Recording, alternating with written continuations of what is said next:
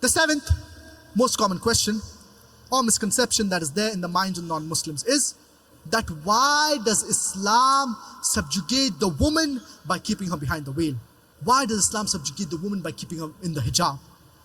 Before I discuss regarding hijab, let us look at the status of the woman in the past civilizations. If you look at the history of the Greek civilization, women they were looked down upon, and they believed in an evil woman by the name of Pandora, who was the cause of all evil. If you look at the history of the Roman civilization, women they were looked down upon, and during the zenith of its glory, a man could even take the life of his wife. Prostitution and nudity, it was common. If you look at the history of the Babylonian civilization, women they were looked down upon, and if a man committed murder, his wife was put to death.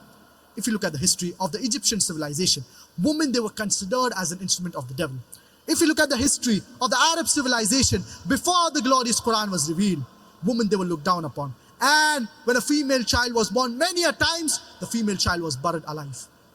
Alhamdulillah, thumma alhamdulillah, after the revelation of the glorious Quran, this evil practice, it has stopped.